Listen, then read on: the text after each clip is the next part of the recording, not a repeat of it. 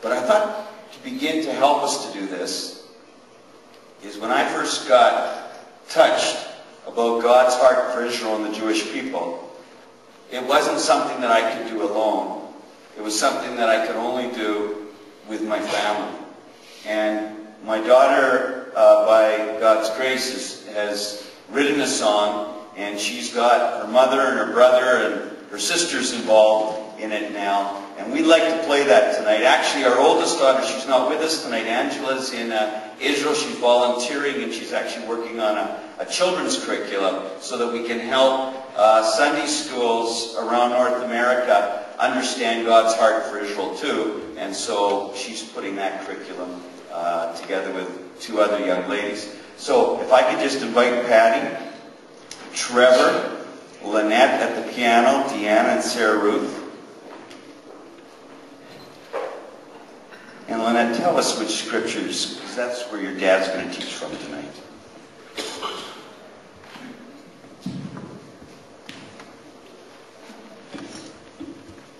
Hi, how are you all?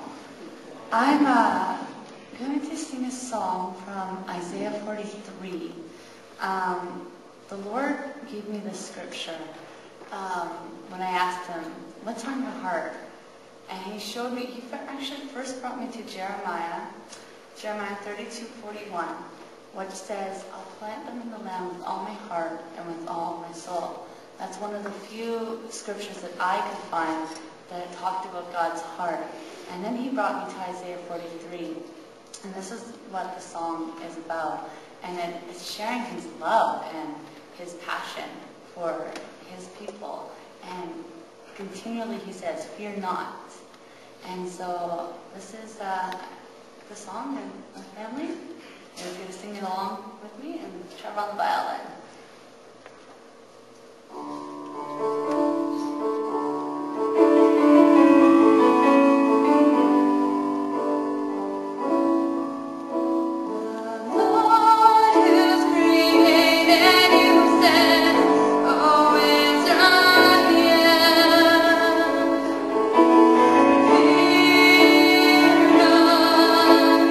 I have redeemed you.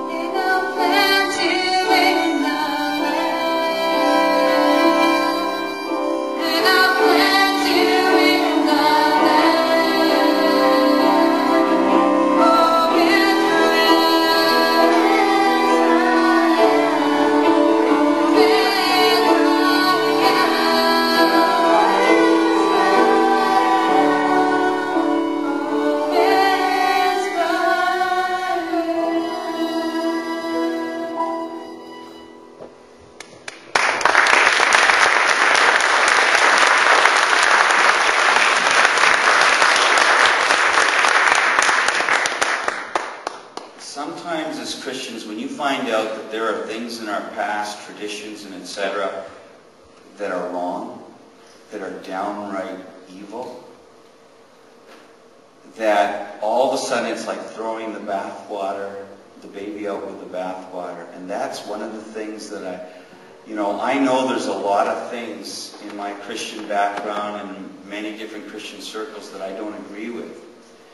But realizing that in God's great plan, He wants to love people right where they're at, even if in the midst of their sin. And so part of it is trying to take those Christians and say, okay, capture God's heart for Israel, but if you go the pendulum this way, then you're going to bring offense to a lot of people in the church. And in your arrogance sometimes, or pride, because you have found the right way, that in the midst of it, you're going to be very lonely getting there all by yourself. So part of the perception that we try to help the church, or those in the church who get all excited about the Jewishness of their faith, their Jewish roots, and things that they want to do, and the greater meaning in Judaism and many of the things that relate to Christianity, is also don't lose sight of the fact that God still loves all those other people, even some whom are your parents and your siblings, even your wife and your husband, is that can you grasp God's love for the Jewish people and Israel and still love the church and love those other people? That's the challenge, and that's the struggle, and that's something that we're trying to help. And I believe that those are some of the challenges that are going to be even bigger challenges in the days ahead.